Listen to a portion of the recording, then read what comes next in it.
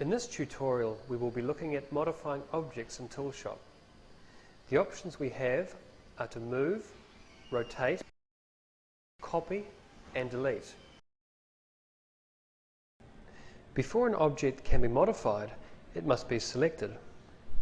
In order to select an object, we either have to click on its periphery or drag over its entirety. The simplest way to move an object is with the mouse. Notice that as I move the mouse over the yellow center node, the pointer becomes the move cursor.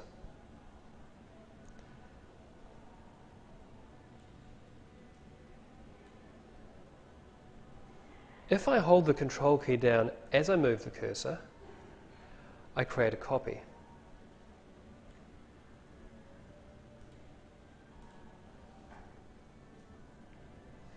Note the small plus next to the move cursor that indicates this.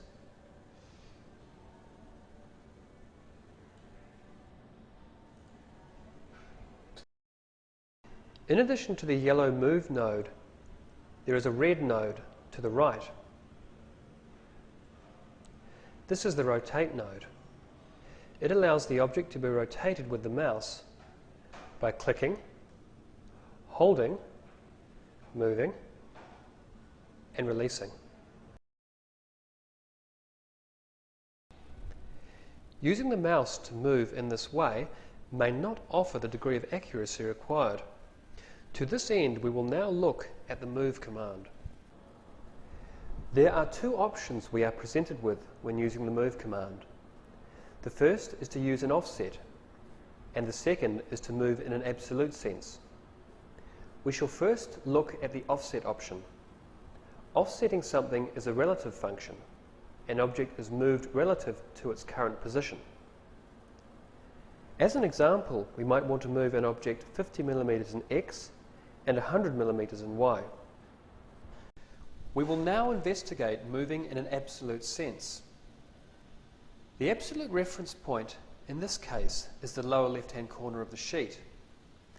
X values increase to the right and Y values towards the top. This example is for a sheet of 2400 by 1200. There is another reference point which relates to that position on the part that we are referencing to. We have 9 options. If we choose the bottom left-hand corner as a reference point and place that part at 0, 0, in effect we do the following. If we choose the lower right-hand corner to be at 0, 0, we get this. For the upper midpoint, we get this effect.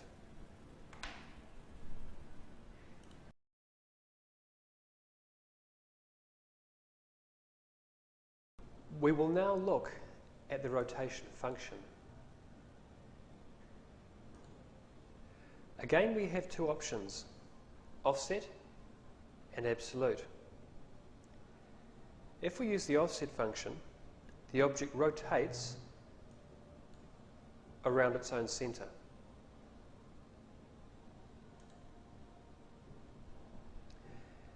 If we click on the absolute function, we get to choose the point around which the object rotates. In this case, I'm going to make it 0, 0. And make the angle 90.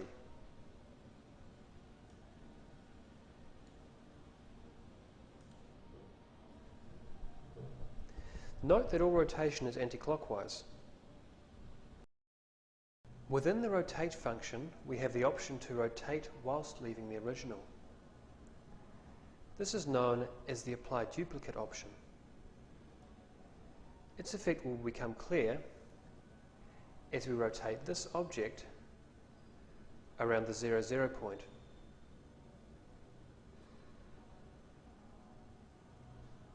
At an angle of 45 degrees.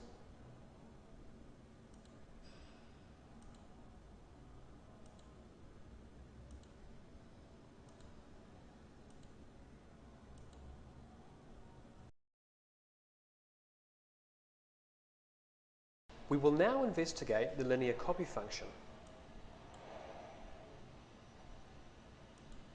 This function works purely on offsets.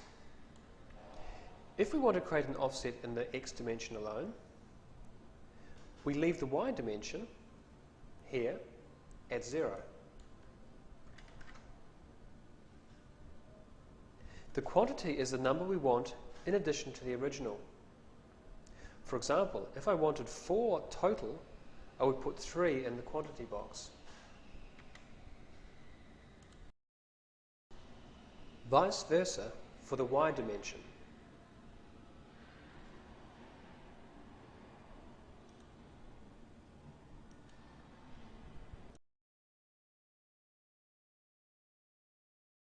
Our remaining complex function of the modify commands is array copy. Again, we are presented with two options. The offset function is as per the linear array command. Gap refers to the distance between the arrayed parts, both in the x and y. Note that tooling widths are not included in the calculation and will have to be added manually. As an example, if we wanted to leave a 10mm lattice between parts, given that the tool width is 2mm, we would have to specify a gap of 14.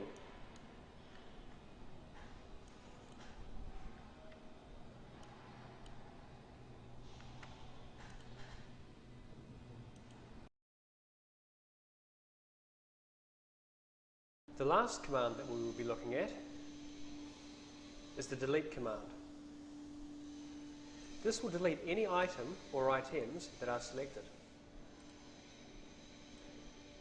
Note that this can also be accessed from the delete button on the keyboard or from within the transform drop-down.